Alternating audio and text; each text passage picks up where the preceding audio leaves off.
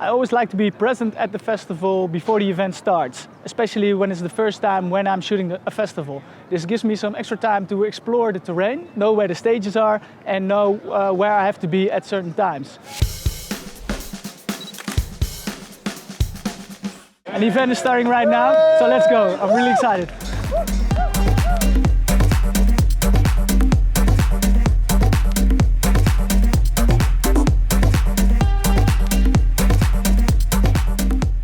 I always try to think in terms of dividing energy. Energy for me as the event photographer, because I'm shooting this event for 10 hours straight, but also in terms of energy from the audience.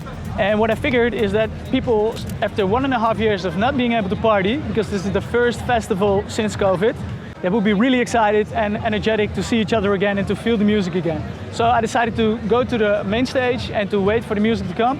And when people started walking in, I really could see a lot of genuine smiles and a lot of people willing to party. So in maybe like 5 minutes, I was able to capture a lot of smiles and a lot of euphoric, authentic moments.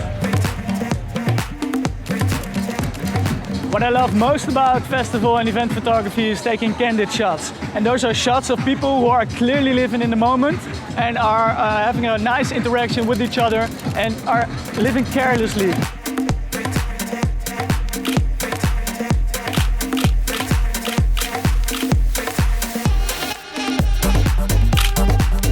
At festivals like this, you will always find groups of guys asking you to take photos of them standing around like this. Like, Mag ik op de foto, meneer? Kunt u een foto maken? Mag ik u zien? And those are not the kind of photos I like to take. I like to take candid shots, as I just explained. What I found out is when you say no, people feel rejected. And when people feel rejected, that puts them in a bad energy. And it's not always possible, but I always try to avoid these types of moments by just being friendly, saying, no, I'm sorry, I'm not taking those kind of moments. What I do sometimes is I ask them if I can take a photo with their phone, because this way they don't feel that rejected anymore. It helps them to stay in a positive vibe and indirectly helps me to stay in the same positive vibe as well.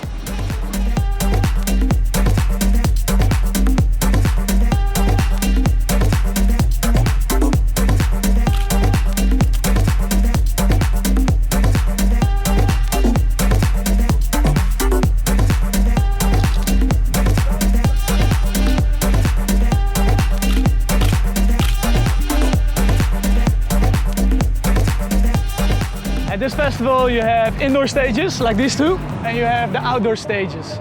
And it started to rain a little bit, so a lot of people are going indoors. And the difference between my settings from outdoor to indoor is that outdoor I shoot on aperture priority, and when I go indoor there's a lot less light, so you have to take control of your own camera settings. So then I focus to manual, and I'm going to show you how. Come on.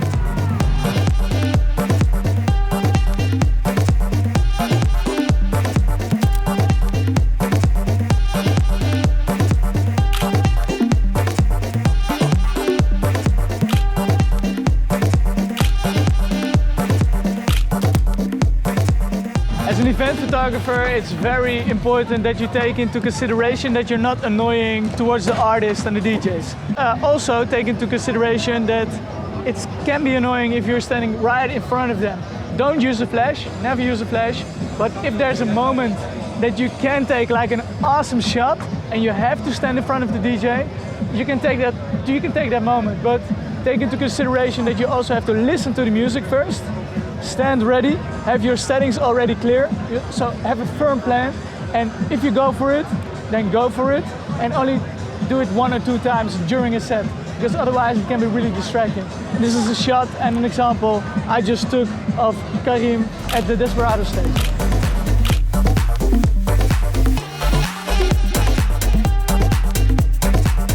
At the end of every festival, I always try to take I call it a money shot, like a photo that really captures all the energy of the crowd with the main stage, with the DJ, hands in the air. And that's most likely a photo the organization is wanting or willing to use at the end to thank the visitors for their visit. And this is one of the photos I took yesterday. Verknipt Festival, laat je horen voor Alfriese het tango!